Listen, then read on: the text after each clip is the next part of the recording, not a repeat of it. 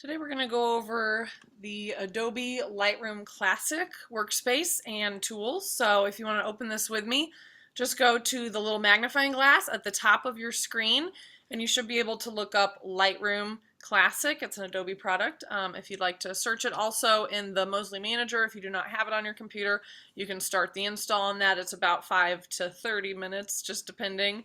And you can also go to the tech office if it's giving you any problems. So I would highly encourage you to at least try this program while you still have it on your computers. And one nice thing about it is that there's a free app on your cell phone for Lightroom. So if you understand how these tools work, you're able to use them on into the future. So I have this photo shoot I did this week about film noir. So there's a lot of like fur coats and dark lighting and high ISOs that will look at how to adjust and make some changes in Lightroom. Okay, so first of all, what I really like about Lightroom is that you can see all of your pictures at once down here on this film strip at the bottom. So that allows you to very easily batch process or edit your photos together as opposed to opening one at a time in Photoshop. So you can really like flip between them very easily to see which ones you like. Like this one I can tell has her eyes closed, so I might prefer something more like this. So if you like a photograph, you can rate them. So if you press the 1 key, so right now it shows me which one I'm on up here. So if I press the number 1, it's going to set the rating to 1. So when I'm ready, after I've set enough to 1, say I'm like editing real quick and I need to be able to go back and see all the good ones, I can just go over here to where it says filters and turn the filters to rated. And now instead of seeing 300 pictures, right here it shows me I'm only seeing 71 of those 300. So I'm seeing the best of the best. So I'll keep it on that so that we can kind of speed up our workflow. So first of all, you're going to open your photographs, get them into Lightroom by going up to File, Import Photos and Videos, and then you can select them from wherever they are on your computer. I would recommend saving them to the disk first, saving them to the desktop, saving them somewhere on the computer, because if you upload photos directly from your SD card, those photos are not going to be linked anymore once you take the SD card out. So this program works in terms of, like, all of these are just previews of the file. This is not the actual file. It's not a real file until you export it at the end. So just be very careful that you're actually saving your photos first on the computer somewhere so that you can then export it later. Otherwise, you're going to take the SD card out, someone's going to delete the pictures, and then all you have is a really low resolution preview of that. So that's just a side note. You'll want to go to the Develop tab once you have your images open, and when you're under, sorry, there's like a menu in front of this, I can't see it. So when you're under the library view, you can see your images as a grid, so you can very quickly scroll through, or you can view them as just a single image. I like doing that so then I can make individual changes on that photograph. So this one I might see over here on the right. These are all my tools. This is why I like Lightroom, because it's simple. Everything is all in one place. You can really easily find what you need to. So when I edit a photo or a wedding, I would say 98% of the photographs I edit in Lightroom, and then only about 2% really need above and beyond stuff with Photoshop. Like if you're working with layers, Lightroom doesn't do layers. If you're working with blending modes or using selections and moving things around, Lightroom doesn't do that. Lightroom just does the basic changes. It's kind of like the camera raw filter that we looked at last time in Photoshop, where you can go to filter, camera raw, and you have all these different options like for highlights and shadows, but it's more robust than the camera raw, and it's less than Photoshop. So it's a nice in-between if you're just looking to do some basic edits. So for example, you can like change the temperature here, make it warmer, make it cooler. You can adjust the exposure, of course. So like you can see here, it brings out the sky, but she's really dark. So you might then go to like the shadows and bring up the shadow values. And then maybe once you like increase the exposure a little bit, she looks better, but maybe we want to lower the highlights. So you can really play and balance the values really easily in your photographs. That looks better already. And if you want to see the changes that you've made and how it compares to the original, you can press this little double Y down here and there. Very easily you can see before and after, so it helps you know if your edits are taking shape and looking good. This is, some people call it the S curve. The tone curve is kind of like the curves adjustment layer in Photoshop. So typically you want it to look like an S, meaning you bring the highlights up just a tad and you bring the shadows down just a tad. It will increase the contrast in your photograph, or you can do the reverse. If you want to lower the highlights, in this one it might look better with lowering the highlights and upping the shadows. So there it's more of like a lower contrast image. So, but again, this is an S curve, so you can make it an S on either direction. It's also cool, you can play with the colors. So the RGB color spectrum is the color, you know, the primary colors of light. So you can really play with the color balance in this way. Maybe we like make the highlights more of like a red. Maybe we make the shadows more of like a green. Or no, we go this way to make it green. So you can really play with all of these different color dimensions here. There we go. It's looking very different. And then if you don't like what you've been doing, you can hit the reset button and it will reset it back to the original photograph. You can also do Command Z to edit or to undo any of the edits you've just done. And a really nice thing about Lightroom is if you have several photographs in this same sequence of lighting, or you just want to do the same effect. So say everything I just did to this photograph, I want to do to this next one. I click on it and hit the previous button, and it will apply all those same edits and presets and values that I just did on the last photo to this photo, and then I can go from there and edit it further. But that's a really easy way to speed up your workflow so that you're not opening each individual photo in Photoshop and having to add every single thing. Again, if they're identical changes, you may as well just hit the previous button and make them identical. Okay, what else? Let's see. So we have here this picture of her trying to kiss the moon. You can see that my highlights are blown because it has like a little indicator. Obviously those little red spots are not going to save with my actual file. That's just a preview of my blown highlight. So if that bothers you, you can always like take the highlights down a little bit to get rid of those. Let's see. Clarity is usually something that you'll play with on portraits. Usually with portraits of women, if you move the clarity down, it kind of makes them look like a porcelain doll. Their skin tones are very smooth and they almost have this glowing effect to them. Versus if you're doing pictures of like a wicker basket or leaves or something that you want to have more clarity on, you can see if I turn up the clarity, you're going to see every wrinkle, every pore, every piece of hair. It really increases the contrast of each of those details. The dehaze option will take away camera glare. So if you move it this direction, it makes your values darker, gets rid of the glare. This direction will add more glare. Kind of depends on what look you want. The vibrance and saturation will just increase the intensity of your colors. And then down here you can work with the colors further. So say I want to get rid of all of the orange values. I can turn down the saturation on that. The luminance makes your color lighter or darker. So if I want to make the reds more luminant, I could bring them up. See how her lips are brighter. And if you want to zoom in, just click on it and it'll zoom you way in so you can see what the changes you're doing, how they're taking effect. So here the reds are darker, here they're brighter using the luminance slider. And then of course the hue will just allow you to make your reds more like purpley or more orangey. So those can be really helpful for creating a color accent. Like say I just want her lips to stand out. You can lower the yellow values. Let's go to saturation. Lower the yellows. I think I see a little bit of purple and blue in the sky. Get rid of the blue and the green. There we go. So now we just pretty much have her red. Sometimes you'll lower that a little bit just so that the reds of her skin go away. And then we really see just the reds of her lip and this like car headlight over here. So that's the color, creating a color accent. Let's see what else.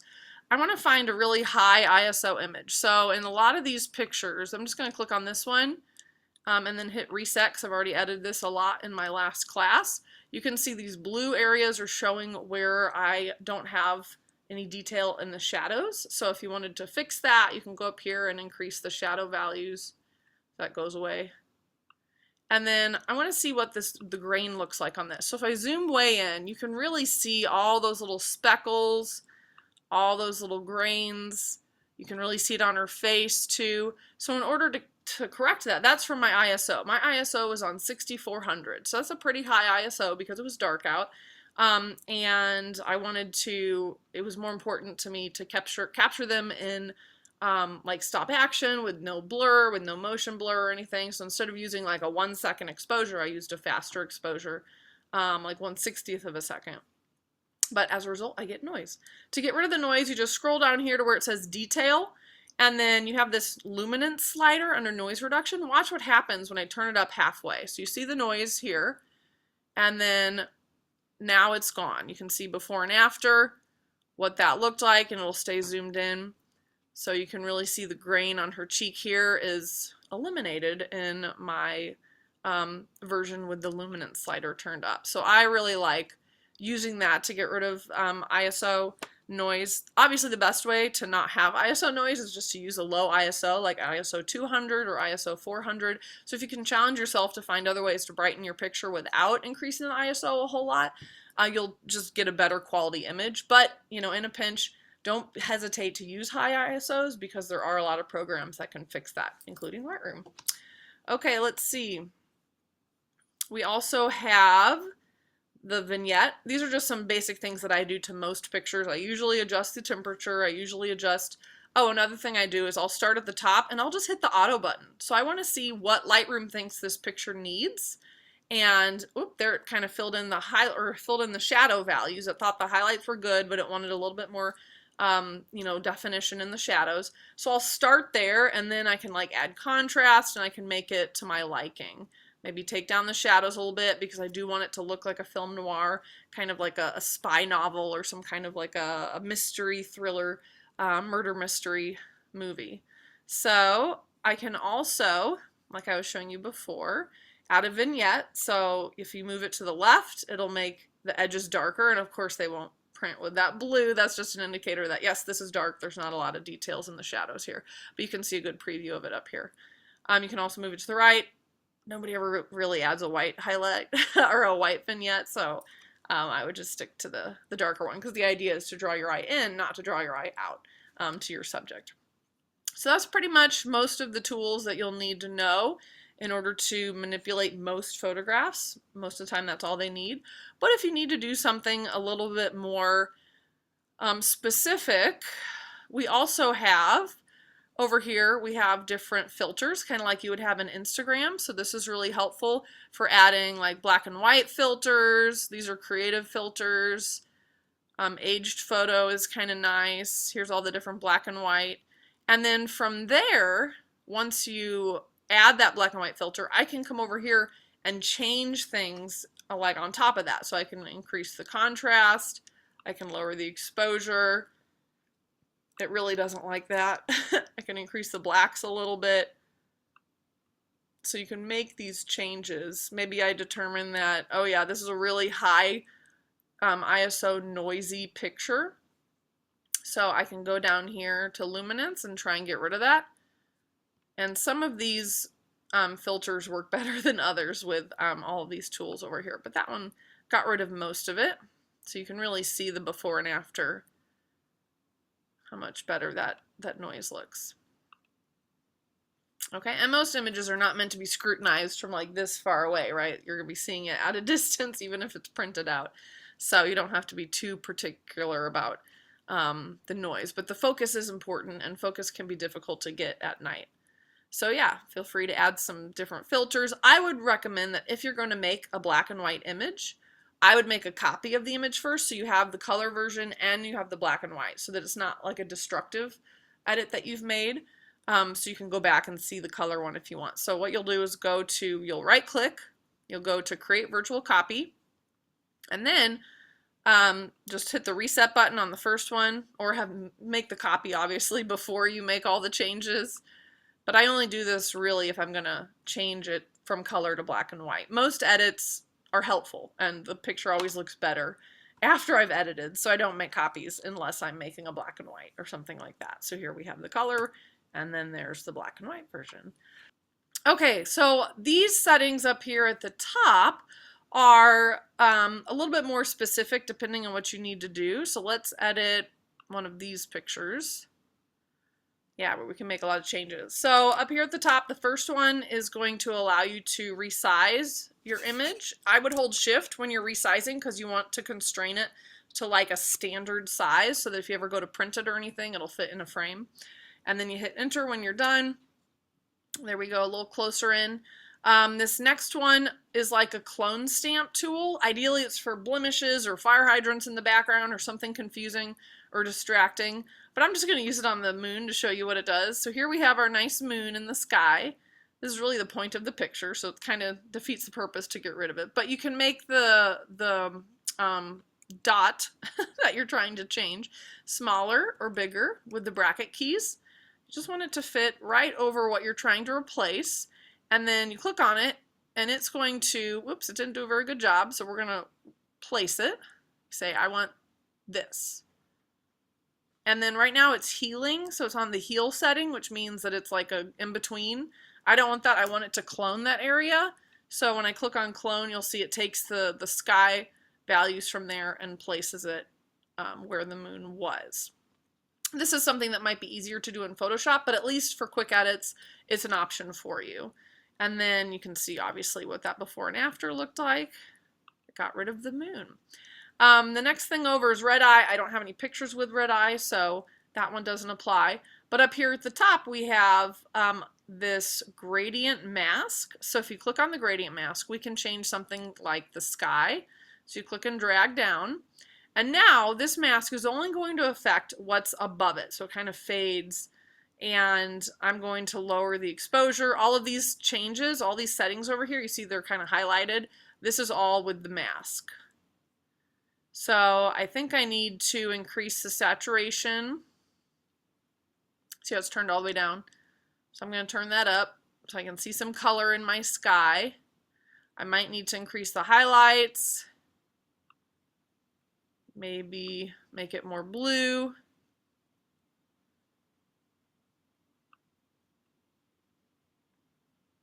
And maybe dehaze it a little bit. You can even change the hue down here if you want it to be a different color. Kind of want it to look bluish. I think it's a blue sky. Ooh, that one's very different. All right, so you can kind of see what it did. I'll just make it kind of an extreme change. So you can see before and after the difference in the sky that I added with the blending or with the gradient mask. So that can be helpful when trying to fill in a blown out sky. Okay, this last one, I'm just going to skip this next one, is called the adjustment brush. So what the adjustment brush allows us to do is edit just certain parts of the image. It's kind of similar to making a selection in Photoshop, but it paints a selection. So it'll paint the area where you're going to either darken the shadows, brighten the highlights, add any of these various effects, just like we did with the gradient mask. Okay, so I'm going to click on the adjustment brush, and then I'm just going to paint on her face. It looks like she already has some on her face, so I'm going to go down to the bottom and hit reset, and then now I'm going to start painting. Okay, so as I paint, the more you paint, the more it's going to take effect. I'm just kind of like telling Photoshop this is the area that I want to affect. Oops, I moved that little thing. Okay, so I can now go up to the top, I can turn up the exposure, I can increase the highlights, increase the blacks. Okay, so now when I click done, you can see the difference between her face on this side and her face on this side. So it kind of brought out those highlights just where I painted with the adjustment brush. So that's super helpful. There's so many other things that you can do, but that should be a pretty good starting point. You can hit the auto button to see what Lightroom thinks would be the best changes to make to begin with, and then you can go from there. So it obviously brightened her a little bit, and my lights just turned off, so I think that means that I'm done. Whenever you're finished with your file or multiple files, you can select more than one. So say I like this one in black and white, I like this one as well. So I can hold down Command and click on a couple, and then go up to the File option and go down to Export. Now I like to keep my settings pretty similar. You can choose a specific folder, or you just put it on the desktop. I like to put them in the final folder, like whatever folder I happen to have. I already have them in a final folder, but if I didn't, I just called it Noir on my desktop. I can put it in the subfolder Final within that folder, so I can always like find them very easily. And then I always turn the quality up to 100, and you want them to at least be 300 ppi for resolution, good enough for print and most web display options. Happy Lightrooming!